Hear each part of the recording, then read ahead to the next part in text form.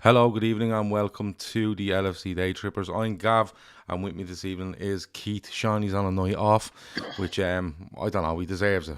Yeah, he does, doesn't he? He does, yeah. Of course he does. The hardest working man in rock and roll, of course he does. Barry Gibb. Well, you'll just have to settle for Morrison Robin tonight, but yeah, it is what it is. By the way, any callers that want to come in and be Andy Gibb, the lesser known brother, feel free. Yeah, absolutely.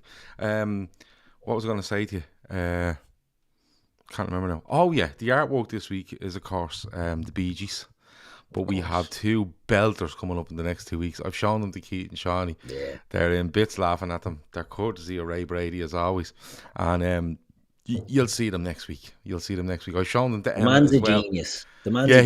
He is a genius, and Emma has seen them as well. I've shown them to Emma because Emma just gets great crack out of them. Bookmakers.com is the show sponsor. Check them out at bookmakers.com, and you can, if you gamble, you can get some good offers on gambling odds, best odds from all these different bookies on whatever sport you want. Do so responsibly. And if you don't gamble, you can use that website for comparisons, stats, all sorts of stuff, and it can help you in if you're doing anything on football. And if you're doing fancy football, I believe it's meant to be really good because, of course, I've just dumped me fancy football team, forgot about it. I won't have a chance of being anywhere near the top. It is the call-in show though, Keith. We will put the link in the chat this week. Okay, we put it in the chat. Well, you don't put it in the chat. You don't put it in the chat and people go, where do I get it? And then they're refusing to click two buttons. Fair enough. We're going to stick it in the chat. As we say, be respectful. Come on, ask a question, give an opinion. We'll be the same. Anyone comes on and wants to act the idiot, we'll just remove them very, very quickly. But look, it's not the best of times for Liverpool. So if you want to come on with random questions that aren't football, we welcome them massively. Please. If you want to ask Keith what his favourite tune to play on the tin whistle, anything like that. So keep that in mind, all right? Let me see. Sass Copboy says caller is more likely to be Kieran Gibbs. Emma Kavanagh says wait for these pieces of artwork. They're leaking gas.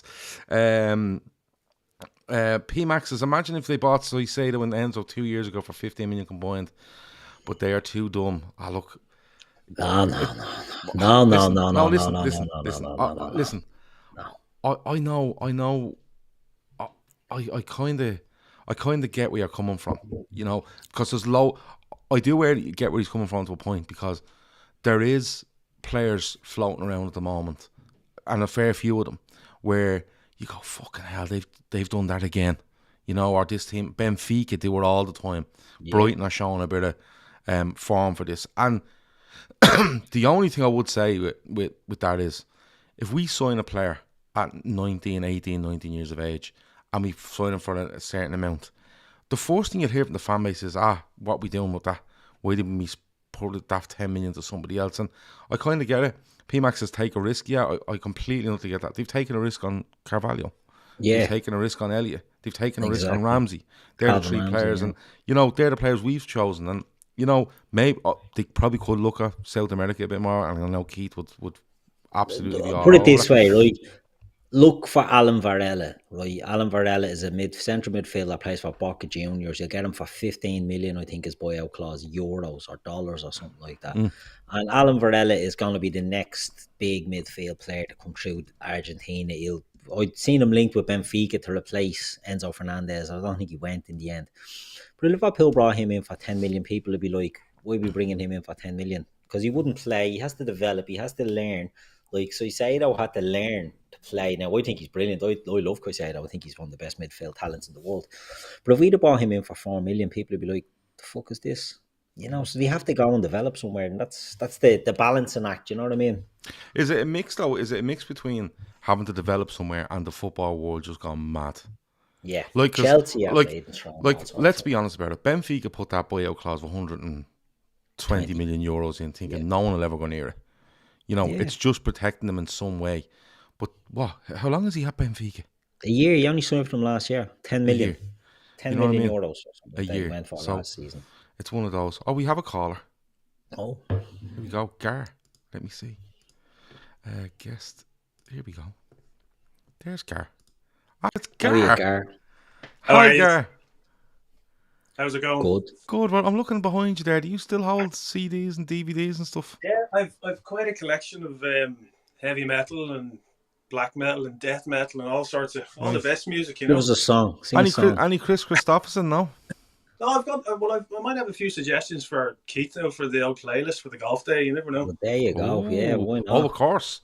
But this golf day might be a bit different because we are possibly looking at a ballad session followed by a DJ. But I'm sure we could slip a few Bit Metallica in there. Spotify playlists in, yeah. Anyway, what do you want to talk to us about? Bit of Slayer.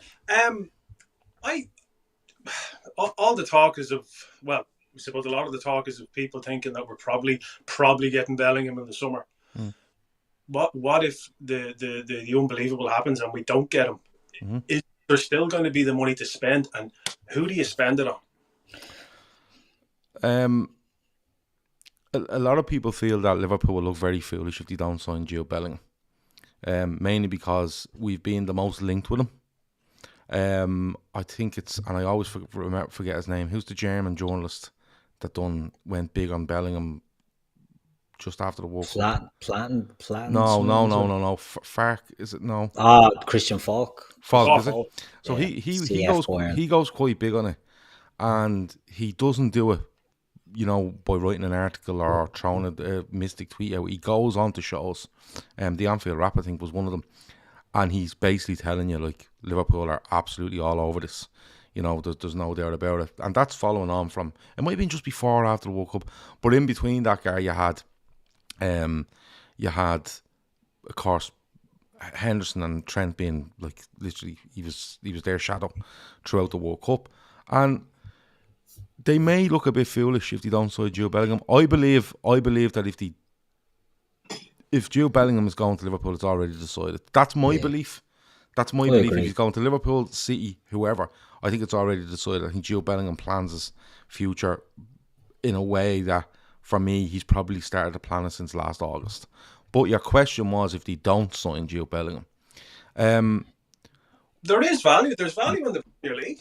There is, there is value, but the thing is, like, not only how good Jude Bellingham is, but he's 19 years of age. Yeah. And you're looking, like, it's a massive investment, and it should be done aside to anything Liverpool do elsewhere in the market, in my opinion. But he covers you for 10 years. You know what I mean? And he'll pay for himself. What I wonder about Bellingham is if they don't get Bellingham, and I think something that I think about it is Liverpool will look stupid. Well, they'll only look stupid because fans have made it out that Bellingham's a done deal. You know what I mean? We all think that, the media links are thinking that Liverpool, if they go from or not, they'll look at the price, you know, and we were only talking about Caicedo, Enzo Fernandez, these types of lads. The prices are just going up and up for what you can get. Liverpool might not be interested in Jude Bellingham if you're talking about 150 million euros, even if it is that. But if they don't go for Bellingham, I personally agree with you, Gav. I think that Bellingham is done wherever he's going. It's not going to be a deciding in June or anything like that. And I think he ends up at Liverpool. But if he doesn't, I don't think that's a case of them, well, we have 150 million boxed off for Bellingham, let's sign someone else. I think Bellingham is a deal.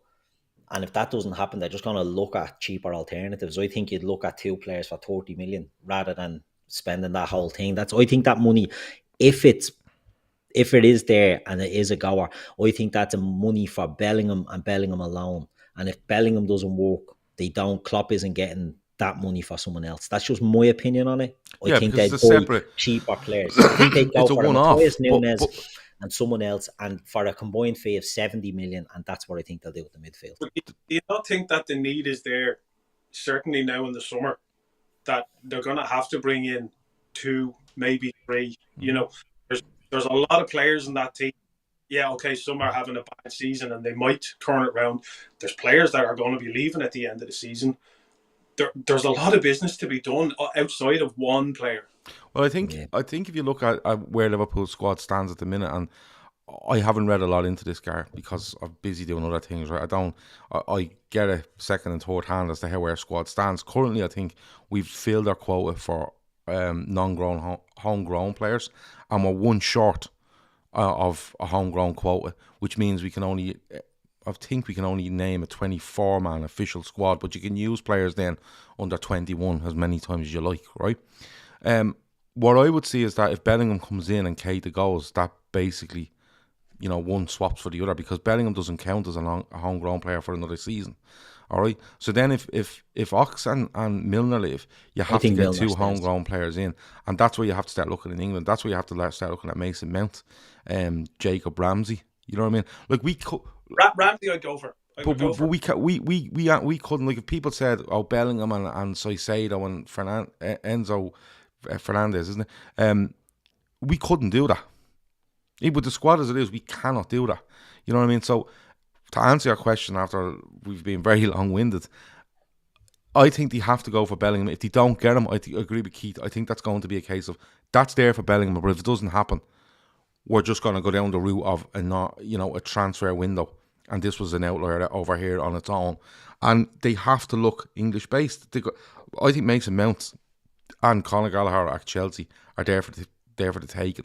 And I think they're two very, very good players. I've liked Gallagher since he was along with West Brom. Yeah. And I think Jacob Ramsey, although Villa wouldn't like to sell, and I don't think they're in a position where they need to. I think they're the two at the moment, maybe in English players where you go, yeah, that's where I go. Royce is being mentioned in the chat. Ward-Prowse is being mentioned in the chat. I think Royce will stay in London. I think he's a homeboard. Yeah. And I was didn't stay in Ireland. I thought he'd go to Chelsea. But with Chelsea are signing these midfielders, maybe that's not it. But yeah, that's where I stand. Where do you stand, Keith? Because I have another caller waiting to get in, Keith. This has gone mental here. I think, it's crazy, but I think Milner stays. I think the homegrown thing will keep Milner, will keep Jones.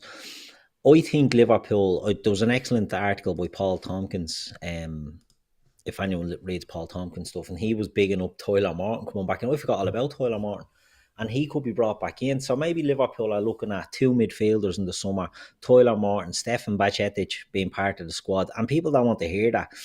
But they're probably looking at these as part of a rebuild. And who knows what Klopp's going to do. But people don't like that because in an ordinary world, you'd say Henderson moves down a pecking order a bit. Fabinho's okay. Thiago's okay. But now you're looking going, Henderson, Fabinho, there's massive doubts over both of them. So even though you're losing Ox, if you're losing Ox, say even Milner stays, you're losing Ox and you're losing Keita, right?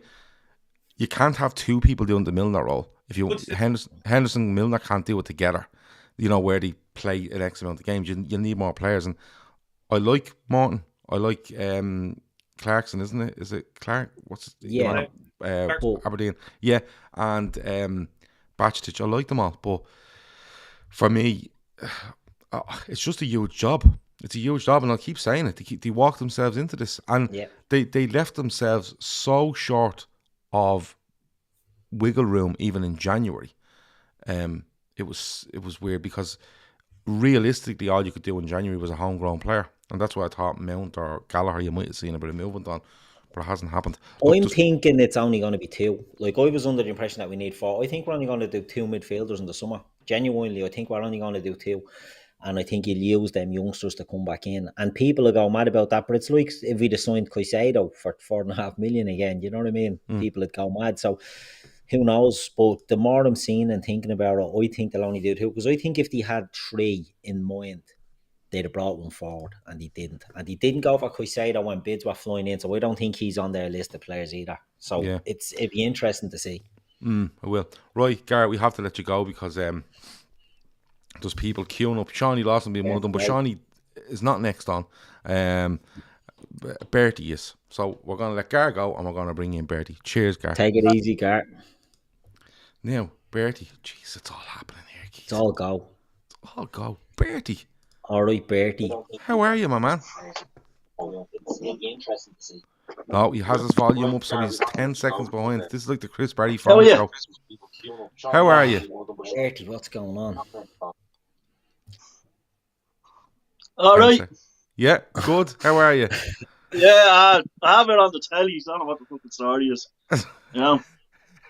Why wouldn't you? What's the question? Hopefully it's not football. Oh, no, the question's about, no, it's more like a comment. Just a pain in me bollocks with fucking people. Let's be honest. Half the players we're linked with, nobody has a fucking clue who they are.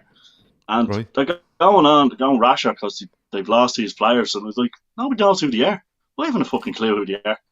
You know, unless you're following it all the time, and we get linked for like a second, and then next thing it's like, oh yeah, we don't have that fucking player. Or what are you doing? We don't know who they are.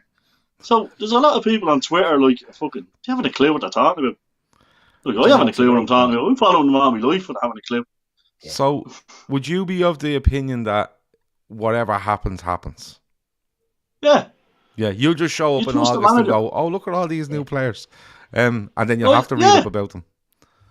Yeah, fuck it. Okay, so let me get this straight, right? And it's a great way to look at things. I'm being honest with you. I'm really considering it myself, right? We just, like, I kind of get where you're coming from, where you just go, you can be annoyed over what's going on with regards to signing and you know, results and stuff like that, but there's nothing you can do about it, is there? Yeah, exactly. Yeah. So why fucking worry? Right. But you're right. I can feel a Bob Marley song coming on here. Yeah. Go on. Yeah, don't worry, yeah. No, but it is true. No, but seriously, like, at the end of the day, like, we've no fucking control. The only control we have is if we buy a jersey from the fucking store or whatever. And we go, right, we put that in. But at the end of the day, it's no point fucking losing your rasher over it. Because, like, what the fucking point? I did that for years of whinging and moaning, oh, we didn't get this, we didn't get that. And then you're like, at the end of the day, you look like a tick. So, you know, just fucking worry about it. It's a good I'm not worried point about it at all, honestly. Players, our fans lose their shit over players that they've never heard of or never seen. And there was famous one there years ago. Remember, we were linked with Didier Baptiste off Dream Team. Yeah, and that was it great. Didn't happen, and people were going bleeding mad. And it was a make-you player, you know, like it's a fucking dopamine hit of being linked with anyone that people go mad about. I mean, it doesn't happen. Fucking bleeding team, they're all letting you down, this, that, and the other, and it's crazy. You know what I mean? It's absolutely crazy. But look, you're right. People can't watch all these players. Eurovision, but however, you wanted to talk about the Eurovision? Yeah, I'm worried about. Like, I think we have a good chance this year with the songs. Okay, there's two songs there on Friday. Hold on. Who's in it? Who's singing for us? Is it this Friday? This Friday on the late, yeah. Right, okay. So who's it? Don't tell me one of the bleeding Westlife lads is at the writing something. Oh no, it's your man out fucking what you call it, Sex Pistols, John Lloyd, and that's a lot of bollocks. That's right, yeah, right. Johnny Rotten, yeah. But there's two songs, honestly. There's two songs that might do it. Right. I'm looking forward to it. When you say that might do it, just get us into the final, not win it, like, because we haven't qualified. Get into the final, bit of interest. Saturday, you know, we're not in any cup finals this year, so we might as well have some interest. Yeah. And come here, is Eurovision still on a Saturday? Yeah. Oh yeah. Oh, they do Tuesday, Thursday, and then they do Saturday, the final. Yeah. Oh, there's semi-finals now, isn't there? If you have to qualify for it. Yeah. So this Friday we decide who's going forward for Ireland into. I no doubt they'll have fucking Linda Martin sitting there like a gobshite and fucking Louis Walsh or whatever. She's still knocking around the Eurovision, yeah? Oh, she's women have bleeding dogs and fucking this, that and the other. Her dogs. Fucking do me head. She can't be she's not on the late with the dogs, is she? Oh no, but she you know, I don't mind what she does, it's just a pain in the hole. Like, it was fucking 30 years ago she won, you know? Yeah, she's living on, she's dining out on that, isn't she? No, man. That's me bollocks. Okay. I know. Right, the worst of our winners, that one. Anyone that doesn't know this, the Late Late Show is, of course, the longest running chat show in world history. It's on a Friday night about 9:30, isn't it? On RTE television. You get the RTE player on an app. So Friday night, go and check out the Late Late, Linda Martin. You'll know when you see her. And they'll be picking the song that can go forward for the Eurovision. And remember, if they get it through the qualifiers, we're all a part of Bertie's bus for the Eurovision. A good Eurovision Saturday night. Yeah. You're having a few points, which I missed or whatever. You Come here. Can I ask you something? Because honestly, my dad used to do this, right? My dad used to do this, right, when the Eurovision was on. He used to watch the Eurovision on Irish television, right? And if Ireland won it, he'd insist you switched over to the BBC to see the reaction they'd be from sick, the UK of Ireland winning. He'd be sick. And Wogan used to be on it, didn't he? Yeah, Wogan was they replaced him. My dad's the same. I can't even put on the British national anthem in the house. Right. If a match starts, I have to put it on mute. Because my dad goes fucking mad. He'd be like, "Turn that shit off." I'm strongly considering Bertie just to host this show from here on in. From next week onwards, it's just Bertie's blood in him. I'll do it with my cousin Sean. You'll be grand. Well, he's trying to get in here, so I'm going to have to let you go.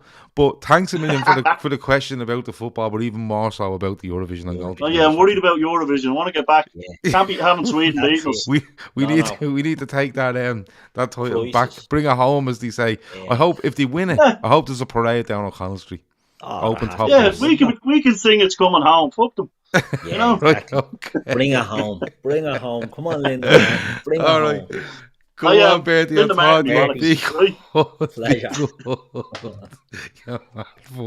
Right, here we go. Shawnee Lawson wants to come in. Listen. There he is. Yeah, follow that, Shawnee. I'll tell you something. There he is. Come here. He's deadly, isn't he?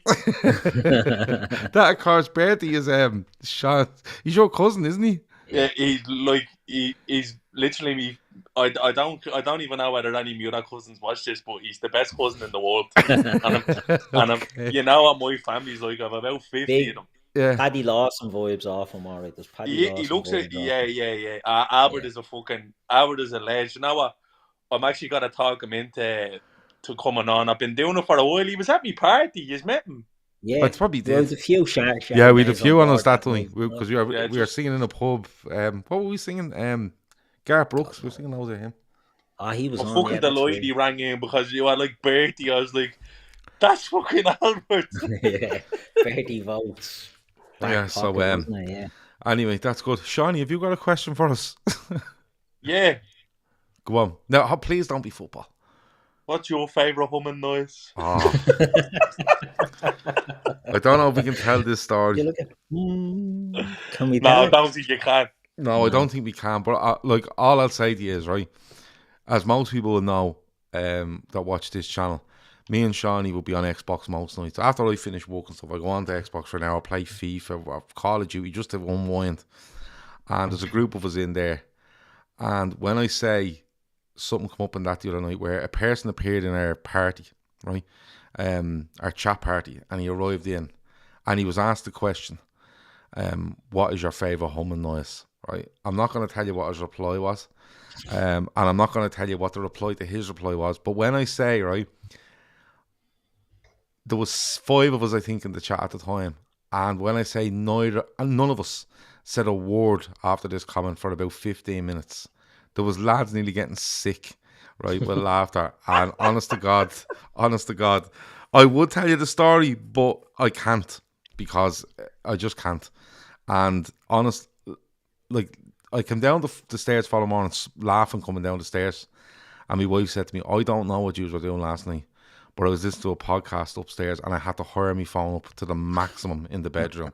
so I could drown you out with the laughter. But if anyone wants to know what it was, DM me on Twitter. DM Shawnee on Twitter and he'll let you know. You couldn't say it on the air. You just couldn't. The chat is hopping, leave them wanting more. That's what it's all about. No, we can't. You couldn't. It's one of those. It's one of those. But is that your only question, Shawnee? No, what was I going to say? Can't remember what I was going to say. It's you know what? I do the podcast every week. And it's nerve-wracking when you're calling in. Spot. No, I'm not. Yeah, you look nervous, yeah. You're flaked out on the sofa there. Oh, Jesus, I'm rattling here. No, you know, it's not as easy as it looks when you're putting the spots out. Let someone else in who might have a question and keep it up. I love this format, by the way. I wasn't able to get on this week, but I'll definitely get on next week. We're keeping it once a week because people like it. I'd say we'll have a few new recruits coming on, but will we? What you reckon? There's a few on tomorrow. We could be going to a back 5. We could be going sweeper. We could be doing all sorts. Go on, lads. It could be a diamond formation. Go on, you head off, and we'll let someone else in. See you later, Shawnee. That reminds me, the viewer's voice tomorrow has 3 new people. Matt's hosting, but 3 people that have never done a podcast with us are on tomorrow, and that's the whole idea. You know, Lovely. Viewers with voicing their opinions. So as you keep it's saying, one of once those. they've a decent setup and a decent connection, it's open to, once people don't come on and abuse people, they can come on and do pods, you know, and that's what the viewer's voice is. So love it. Happy days. Yeah. Anything else happened to you during the week while we're here? Anything going on? No, nothing really. Busy. What are you nothing listening to exciting. this week, music wise?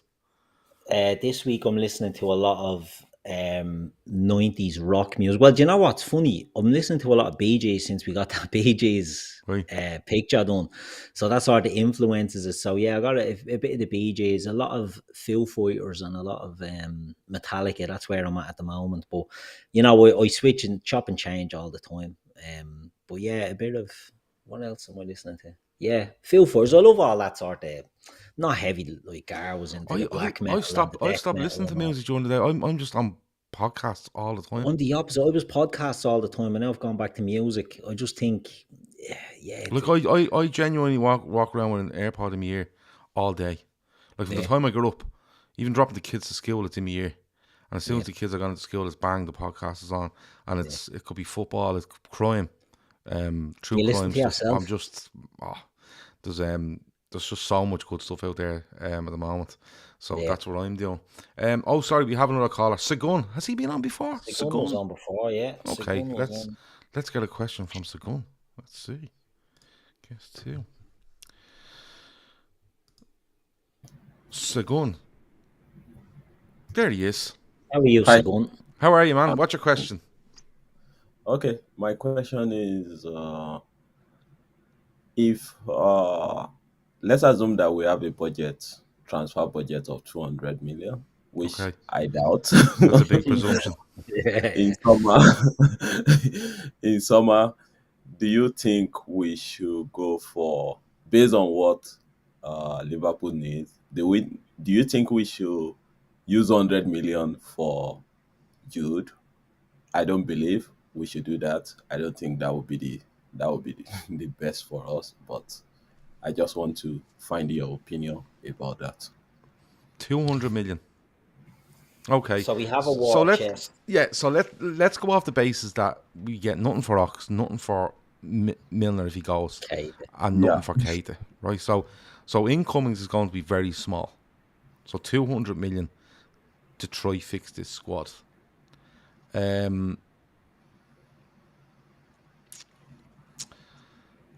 It has to be midfield. I think forward wise we're fine. I think defensively we're fine. No, you know, I think defensively is a good. Well, No, I think if you're going, well, I'll tell you what. If you're giving me Jude Bellingham for 100 million, I'm taking it. All right. I'm doing another midfielder at 50. I'm doing another at 20, and I'm doing a 30 million pound centre back. Would that get you to 200? There or thereabouts. Yeah. Yeah, that's 200. But I think we need to find a way of I don't know if the policy did not change. I think we need to find a way of doing the risk players that we are not sure whether they will perform or not, whether at a very low price, like less than 10 million, bring them into the team and see whether they are going to, if they perform, you can either send them on loan to even check whether they are fine, and maybe sell them off from there. Because after Brewster, we haven't sold anyone for something significant. So I think if we have the 200 million, for me, I think we need to get more players.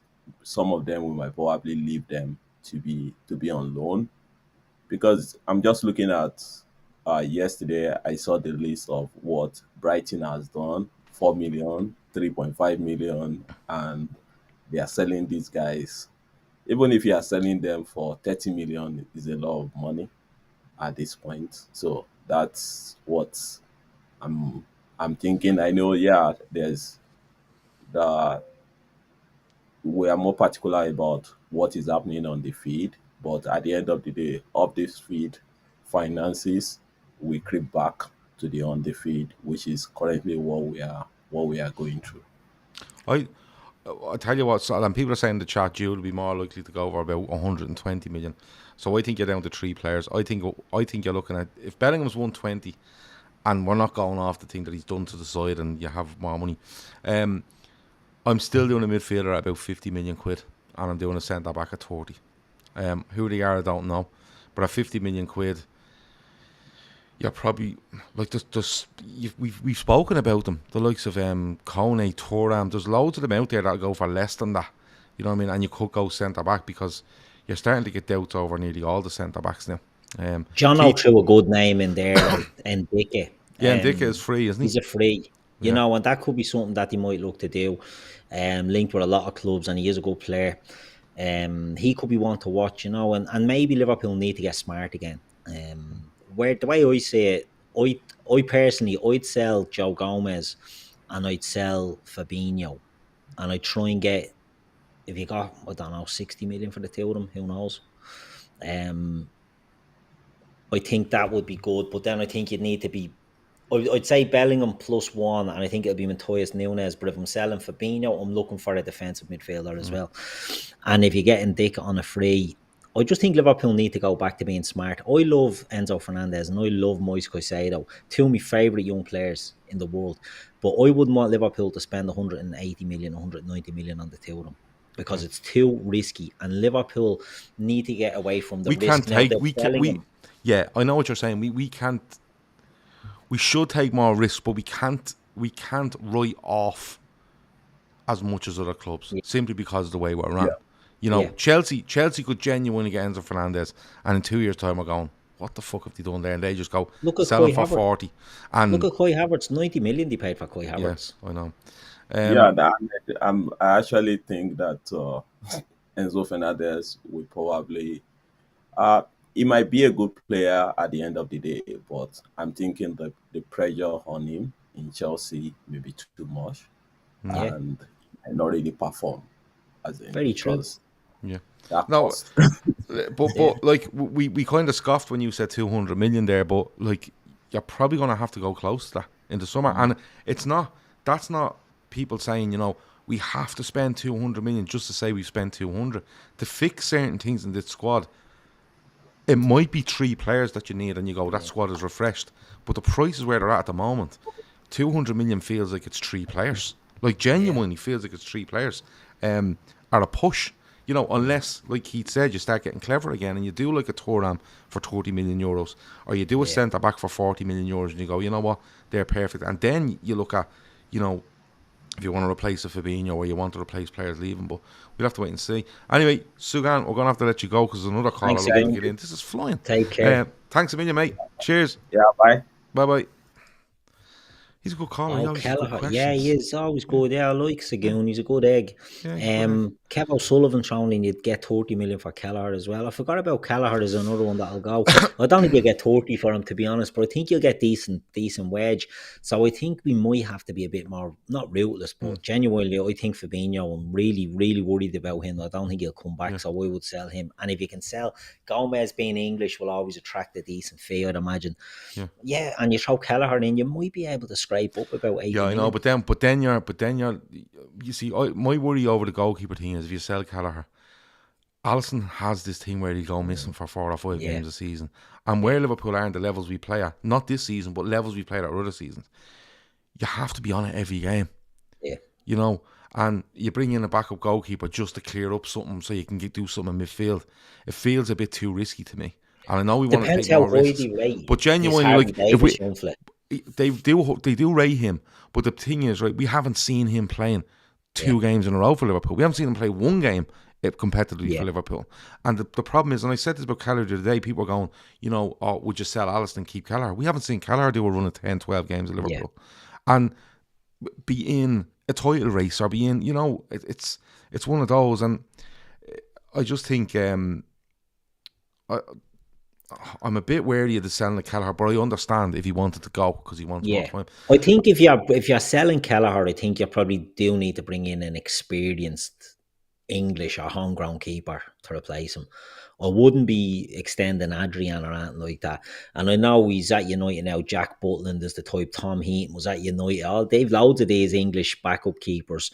Scott Carson at Man City. I think if you had a keeper that could step in for a couple of games while he's not going to be Alisson, that he was just able, and you bring the young lad Davis through and give him the odd cup game, they might get away with it. I think they have to be a bit clever, you know what I mean? If you're losing a lot of homegrown players, you have to be smart with who you bring in, because I feel we've not managed that squad. If you're letting Kelleher go, though, and you're selling him, you definitely should be inserting something saying if we want to sign him back in the next 2 years at this price. You know what I mean? I don't know how long you can go for. You can probably go 2 or 3 years, but, you know, he's that highly rated, Kelleher, that I don't know if a club will agree to 3 years. They probably agree to 2. When they're looking at Alisson's age and stuff like that, but we'll see. Anyway, we've another caller. Here we go. Sean is the caller. Let me see now. No camera, I don't think. That's he's muted himself. He's muted himself now. Don't do that to us. Unmute yourself there, Sean. Sean has muted himself. He's trying his best. We leave him there for a second, and then we might have to take him back out and let him try come back in. He has muted himself. But yeah, it's one of those where I'm just a bit wary of it. That feels like Kelleher might want to go, but that feels like you might be cutting off your nose to spite your face a little bit, and it might hurt you down the road. And you know, there will be people out there desperate to say, "Oh well, if he wants to go, sell him and get all this money." That's fine. But if there's a bit like where you just want Kelleher to go because you see 30 million there, there's a bit more to it than that, you know. I think we've ruined our chances of keeping him by, and I know not playing him in the cup. Not playing him in the cup. I think the first game. They played him subsequently, but Klopp more or less came out and said, "No, we won't be playing him," and then backtracked on it. So I think that might have. I think he will look at 24 years of age. Will look to play regular now, and I think it will be very hard to keep him. Now, I do agree if you can get a boy back on him, brilliant. If you can loan him, why not? But... Okay. No, we've tried to get Sean in twice, and he keeps muting himself. So I don't know what's going on there, Sean. Anyway, what have we got? We've 19 minutes left because we do insist on this being an hour, don't we? Yeah. If you have any questions, non-football preferably, and you don't want to come on to the show, throw them in the chat and we'll answer a few of them. Just on some other clubs though, you were talking last week about Everton, and I was listening to Dave Downey in the Blue Room, and they were a bit beside themselves in disbelief as to what had gone on. Basically, the way they were saying, like, they were looking at interviews from Mashiri going back to 5 days before Lampard sacked, and talks coming out that they get a forward and then they sell Gordon, and then Gordon is quoted as saying, look, they got good money, they can reinvest it now to try to stay up, and then they don't invest anything. They actually shut down a rumour that they're linked with a free transfer in Andre Ayew, or Ayew, whatever way you want to say it. And like I said it the other night on the show, I think if Dyche keeps them up, it's probably the best, like it's one of the best survival things you've ever seen. Because it's like, and I'm not saying it's the worst squad you'd ever see go down. Don't get me wrong. There's other squad or miraculously stay up. Like you look at, was it West Brom in 2004 under Brian Robson? I think stayed up. Jeff Horsfield was playing for them, different things. But it's the whole fact that it's toxic there. The fans are the owners are blaming fans for stuff that didn't happen. You've got the fans. The board don't want to show up at games. The owner saying things like sacking the manager isn't his decision. You've got Bill Kenwright there that holds about 2% of the club and seems to have a huge fucking a lot of power, doesn't he? For a man with do you know what the funniest thing about it was, right? And I messaged Dave every so often, and we chat, and he was on here last week, and he was excellent, right? And we'll get him back on in a couple of weeks. But what he's been saying is Bill Kenwright doesn't own that club. He's the chairman that holds about 2% of the club, right? But he seems to have massive sway in all these decisions. And Dave was convinced that literally him and Mashiri, despite Mashiri owning a massive amount of the club, right, and being the overall owner, they have massive head-to-heads over who should be the manager, who should sign and all, right?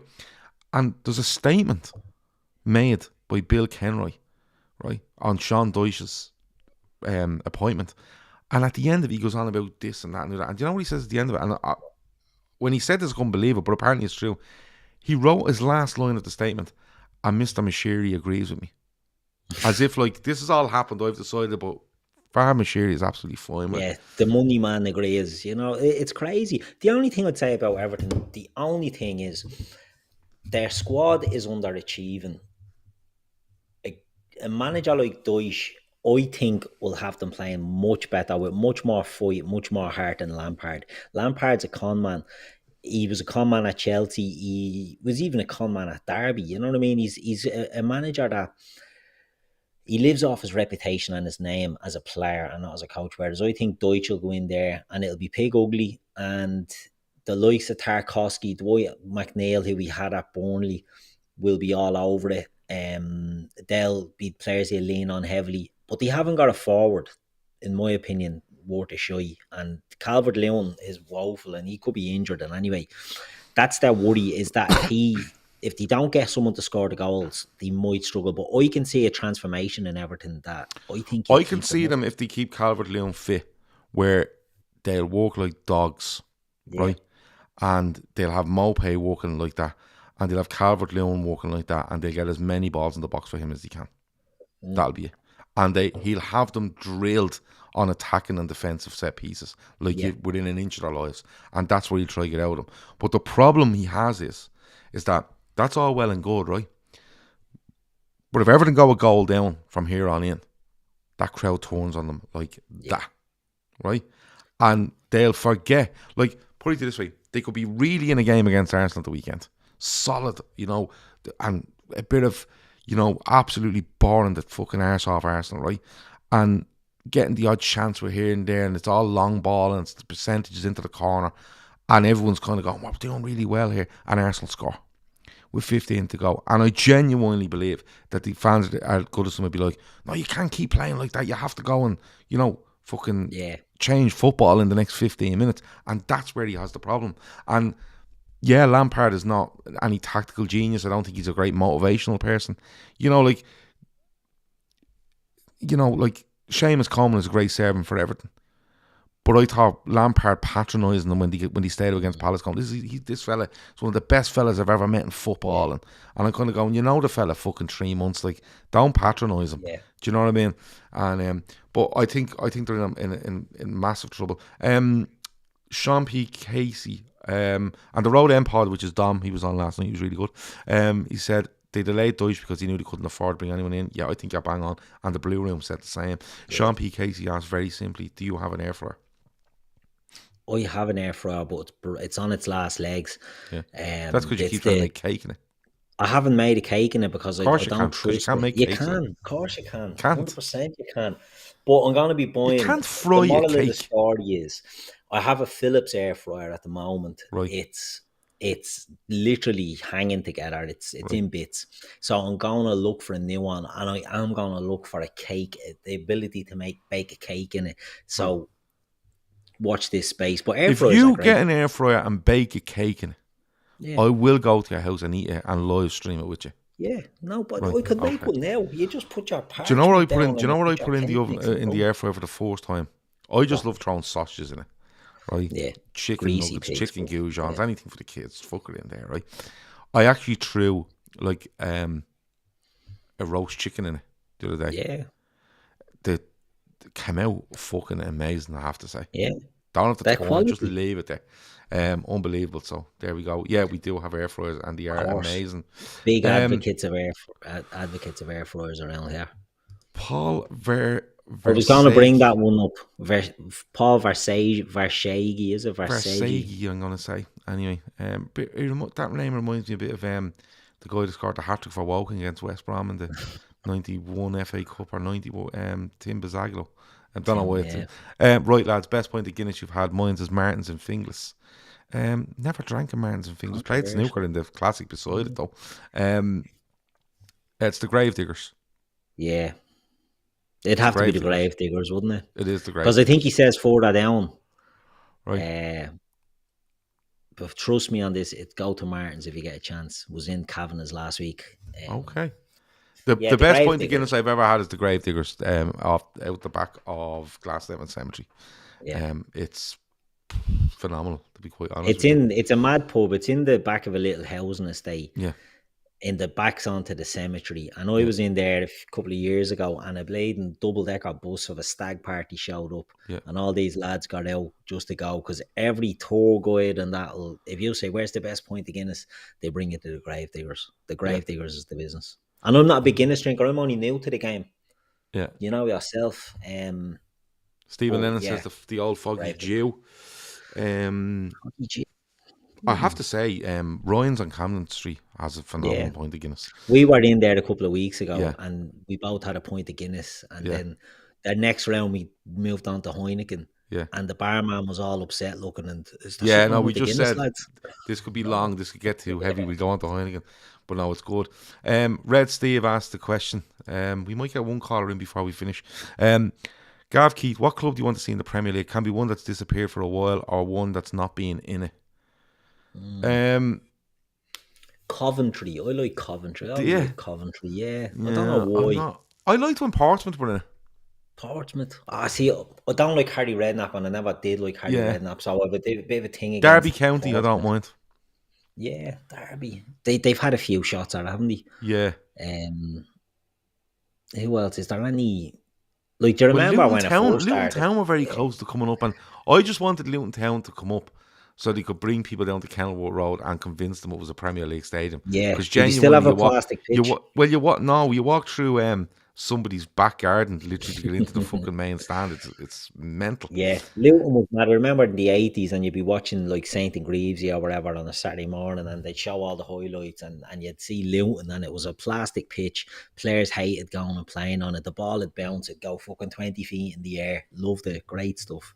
But Luton, Sauceport, Coventry from the same era as well. When we were younger, like Coventry were a decent team.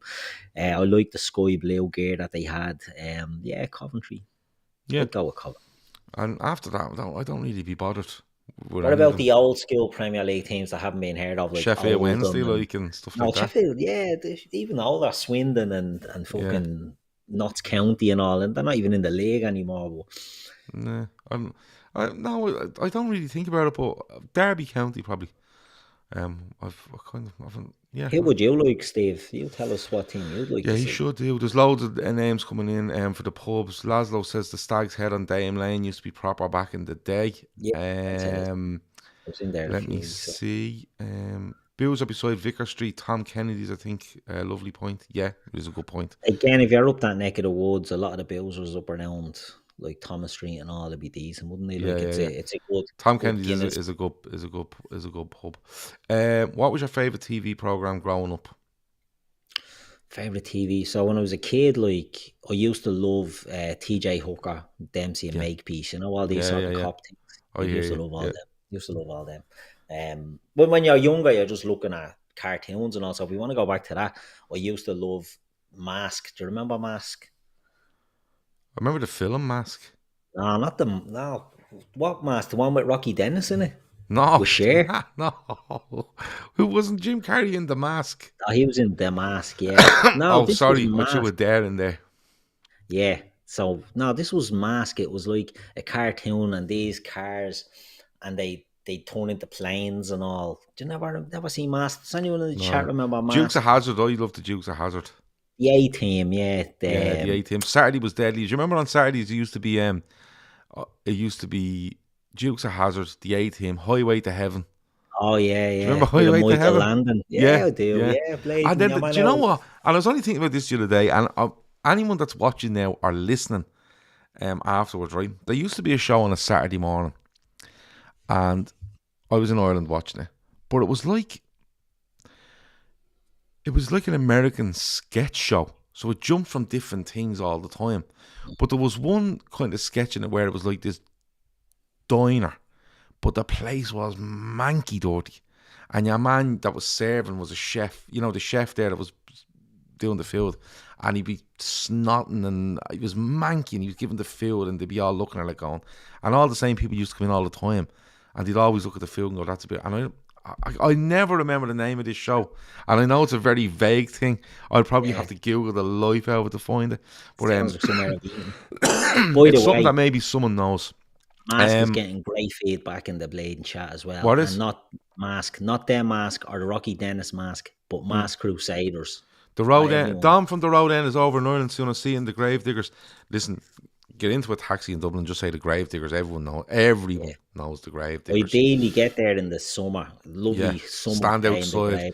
You know, because you're not getting TVs and all the sports on in the Gravediggers. Like, it's a spitting sawdust job. It's mad going to the Gravediggers and sitting in it, isn't it? Like, I went one time, it was cold out, so we sat inside, and I'm like, this is fucking weird in here, because there's a big green. It's in the middle of a housing estate. It's a big green, and everyone just flakes out on the green with their Guinness. Yeah, there was a question back here, and I can't remember where it's gone. And there's a shout, The Littlest Hobo. Did you watch The Littlest Hobo? Yeah. Was that The Little Dog? There's a voice. Yeah. Keeps on calling me. What was the film with the mice in it? Stuart Little. No, it's gone way back. We're talking our childhood, not fucking your kids' childhood. Right. Watership Down. No. Fievel Goes West. That thing. Yeah. What was the name of that? An American Tale, is it? Yeah, American Tale. Do you remember that? All the kids bawling their eyes out with that. Do you remember that? But did you ever see Watership Down? No. We watched that in school, right? Primary school, they put it on. Everyone was in floods of tears. It's about the rabbits and the animals in the woods, and they knocked out their blade, and their habitat to build on it. But like Art Garfunkel sings the song Bright Eyes is in it. It's a blatant tearjerker. Get on it. Watership Down. Sit down with your kids and watch it. They'll enjoy it. They'll appreciate it. Okay. They'll probably be scarred for life, but listen. Will be. 100%. Art Garfunkel is in it, so you know. Pinky and the Brain. Madge Apple says Charlie's Angels. I remember growing up in school, Home and Away. Remember secondary school getting your lunch and going home watching Home and Away. Lunch, Home and Away, 100%. Archie says Watership Down is unbelievable. What a movie. But I can't remember that show. And I know I've given a very fucking vague hint to it. Some grubby restaurant with a fella. But it was like a sketch show where it went to different things going on in it. Yeah. And then it come to this thing, and your man was manky dirty in it. But I can't remember what it was. Anyone wants to call in, do so now. We've 4 minutes to go. Yeah, lucky we're on a tangent here talking about old stuff, so we're extending. We're extending what? The show. No, we've 4 minutes left. Yeah, and you're looking for a new caller, so one caller. I get them out of the way. You just ask the question. We go, yeah, you're right. We just hang up on them. There you go. You've given the game away now. All in the chat. Safe by the Bell. That was another one. That was a bleeding. You come in after a secondary skill job, wasn't it? And you'd be watching the likes of that. I always Prisoner remember. Cell Block H. What a show. Prisoner Cell Block H was mental, wasn't it? Yeah, it was. Wasn't it? You know, a very fair reflection of female prisons. None of these fancy dolly boards in there. They were all bleeding. They'd all push the head off you. Yeah, Joan the Freak Ferguson and Lizzie Bordsworth. Great show. I used to watch that all the time. Did you ever see the remake of it that played in Wentworth? Poxy. No. Don't bother with it. It's on at the moment. No. Monkey Magic. Yeah, Matt Sweeney. There you go. Monkey with the... Don't know. You don't know? Fuck off. You do know Monkey. The Chinese thing. And Monkey and Pigsy was in it, and Piggly and fucking someone else, and he was like a Kung Fu thing. Bertie, the caller from early, Bertie says, Gav, it's called, you can't do that on TV. Doesn't ring a bell, bro. I will Google it. Google it. Don't doubt Bertie. Bertie's the top man. I will Google it. There's another one. Remember V? No. Just get him back. You don't remember V? No. The aliens. The lizards. No, we see there's aliens in it. I'm not interested. V was huge. Although, do you remember Jason and the Wheel Warriors? Yeah. The cartoon. And like, he was just looking for his dad forever. So you don't mind cartoon aliens, but sci-fi. Yeah, like someone said to me the other day, The Last of Us is amazing. And I went, what's it about? And someone said they lost on the description of it. I don't know, is it vampires in Last of Us? I don't know. As soon as I heard that, I was like, yeah. Laszlo says his ma you fucking loves Cell Block H.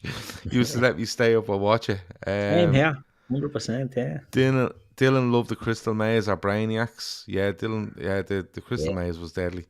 Yeah, good old Richard O'Brien. Yeah, and he used to go on about his ma a lot, didn't he? Yeah. But anyway, before we go back onto football quickly before we finish, so wasn't a great window. We're not in great form. There's players fucking all over the place.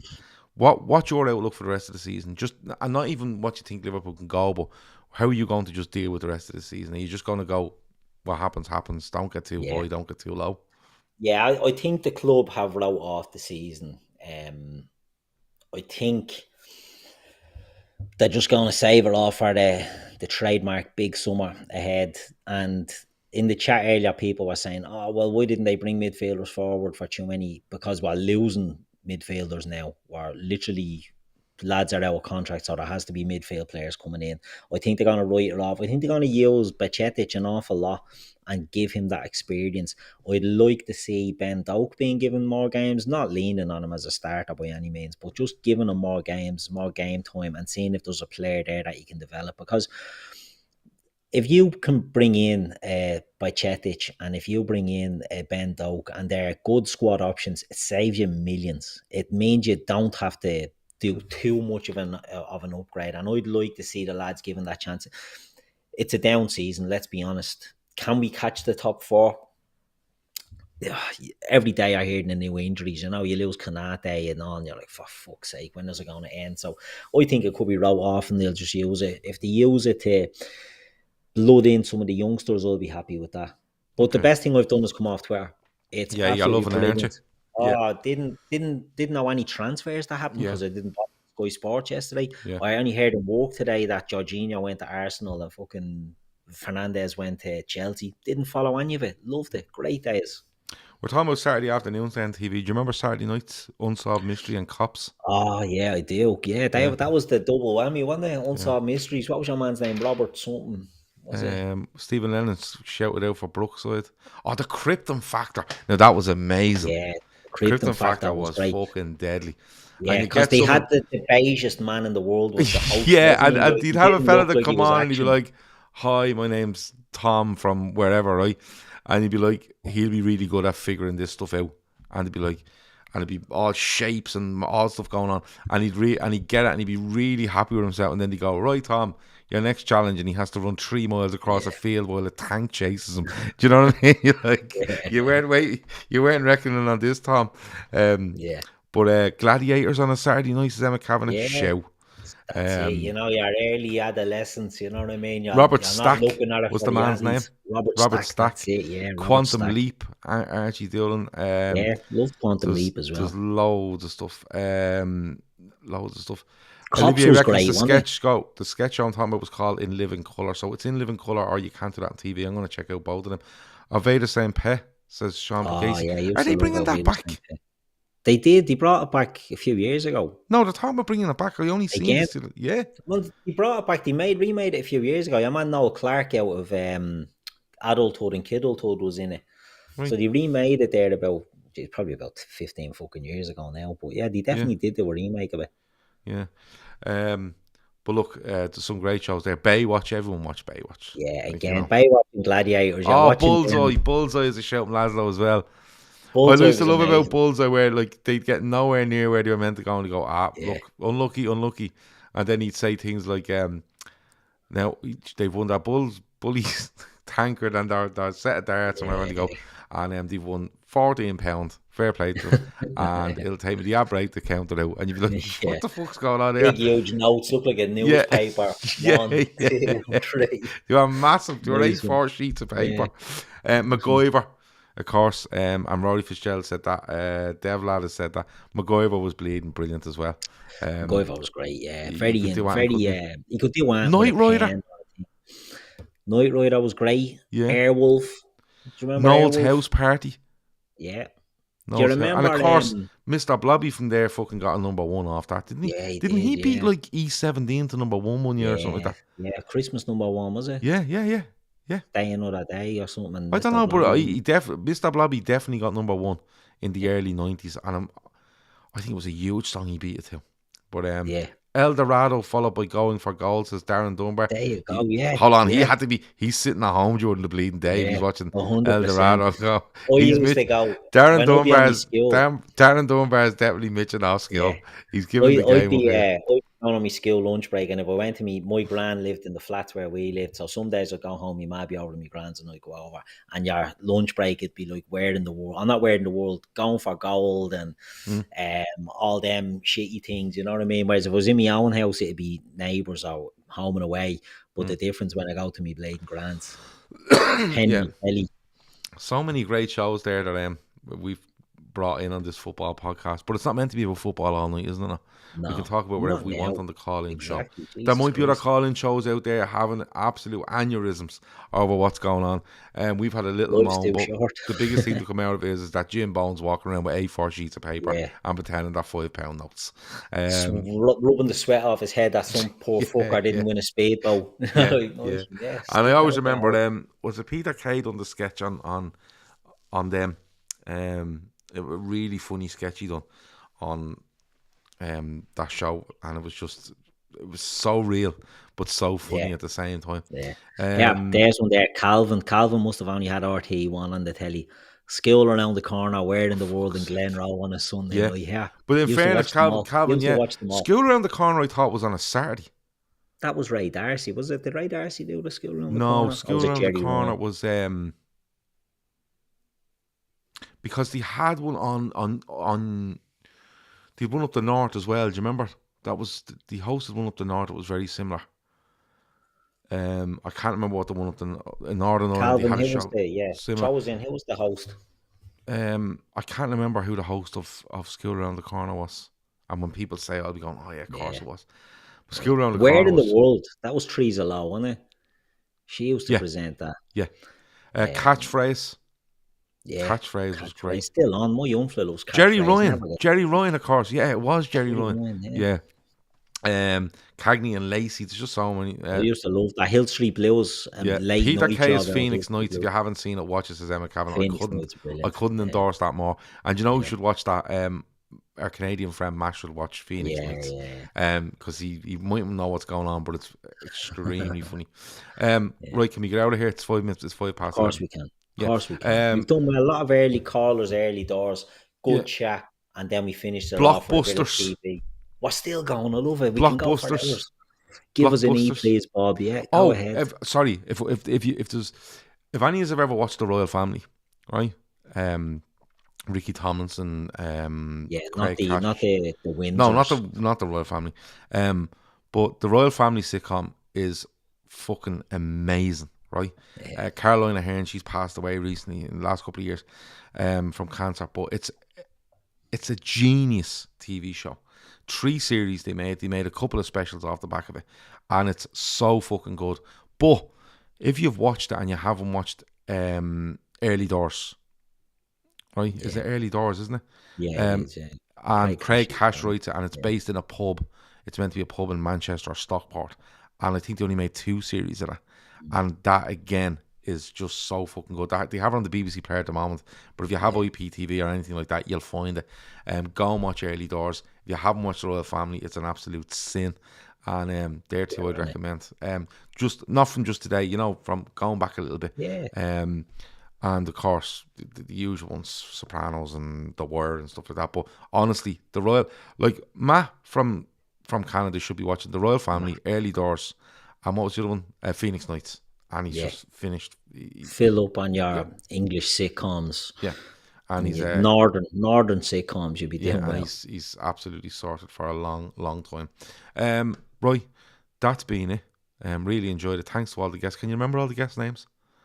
We had, who did we Shawnee. Bertie, Shawnee. Shawnee, Bertie, Gar, Gar. Sean tried to get on, but he kept muting himself. Yeah.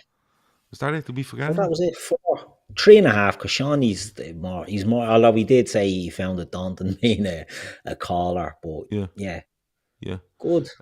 Yeah, people getting braver. That's what I like to say. Well, if you like it, hit the like button now on your way out. There's over 1,000 comments in the chat in the last hour. there's 300 or so watching. There's 114 likes. So if you like this show, hit the like button. Subscribe if you haven't already. Don't forget that our charity is there. If anybody, by the way, can sponsor a hole on the golf day, a long drive competition, a nearest the pin competition, or donate us a prize in some way, shape or form for this, give us an email at lfcdaytrippers@gmail.com. Get us through Twitter or Instagram messages. People are always manning them accounts and they'll see it and they'll pass it back to me. But we're literally nearly full for the golf day. And what we need to do now is we need to get sponsorship for each hole on the course. And they start at about £100. If you want to pay more, you can. But this is where we make the bulk of our money on the day. The sponsorships for the golf, the holes, the long drives nearest the pins.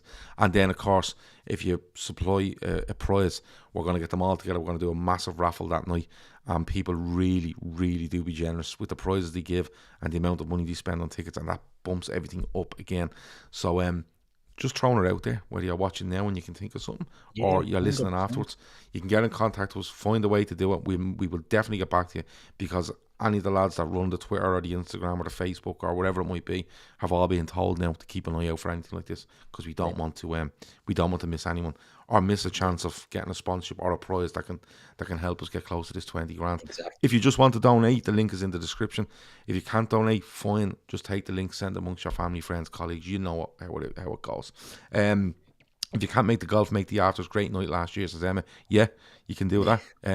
Your way of contributing could be to turn up, have a few drinks with us, throw fucking a load of money at these raffle tickets and have a good night. Absolutely. Yeah. But every anyway, little helps. But yeah, exactly. Every euro helps. But it looks like everyone's enjoyed this show tonight. We enjoy doing it, don't we? Yeah, and the biggest thing we enjoy about it is people come on. They're always good. We love the artwork is just the best. And there's 2 crackers coming up in the next 2 weeks. So if you don't do anything else, just hit your notifications on Twitter, because the artwork will show up next Wednesday. After you like the BJ's one, you'll love what's to come. Yeah, charity raffle in the pub, says Banana Man. Yes, and every prize we get will be there on the night. Last year we had bottles of wine, whiskey, lovely cognacs, we had cash, we had so much stuff. One lad won 3 lights for the front of his house, and it turns out he was over from England for the day, and he had to go back to England with these 3 lights. Yeah, they were big. They were big, massive lights you put on the front of your house. Don't know, I think it was Andy gave. And we thought it was a wind up, but it wasn't. But look, and Stuart will listen to this at some stage. And Stuart will. Yeah, and you know something. It was a great day last year. It was a great night last year. And if you can help us in any way, just get in contact with us. You might think, I have that, but I'm not sure. Just contact us. We'll tell you. Do you know what I mean? We'll tell you. So, it's one of those. That's it. Anything else before we go, Keith? No. I think that you've been trying to get off for the last 15 minutes. So, we'll let you go. But they keep pulling me back in, as your man said. They keep throwing a blatant TV show in, and you keep getting suckered, and you go, oh yeah, and you'll take some random blatant show from the 1987 or something like that, and then we'll be on another tangent, which, by the way, I'm a big fan of that approach. More of that next week on the phone show, please, talking about old TV shows and movies. Sass Coppoy says, why did one of the locals buy them off the Englishman? Oh, the lights. Because it was funny. No one was taking them off. I honestly think. I think he gave them to his taxi driver the next morning on the way to the airport. I think, but that we'll have to be. They were big. They were big lights. They were one of them. Imagine these lights that you'd stick outside your door, outside your front door. You know, like they were big, and then he got 3 of them. Like, he couldn't believe 3 of them outside the gap. But anyway, that's it. Only a man with a pantry would buy 3 of them, wouldn't he? Yeah, that's true. He probably bought 6 and then thought, no, 6 is a bit much, and he gave the other 3 away. Right, that's it. Oh, Sean asked, did you have a chopper or a budgie bike? I wasn't a bike person, and it's a bone of contention in the house here. I had a little BMX when I was younger, but I wasn't really... Mag wheels, pegs on it? Yeah, I don't know. I wasn't a bike person. It was... No, I wasn't a massive bike person either. Yeah, not a biker. I fell off my bike when I was 16, ended up in hospital, smacked my head off the ground. It's a traumatic experience. PTSD after that, since then. Yeah, and I wasn't into them. as a kid I wasn't into them, but the Bleeding there's one- Pedal came off. If there's one film, not to watch ever in your life, it's On the Line with Mel Gibson, I think, isn't it? Is it Mel Gibson in it? On the Line? What is it? Yeah. He's a radio show host, and I'm not saying any more about it. It's appalling. Anyway, that's it. Talk to you in a bit. Over now.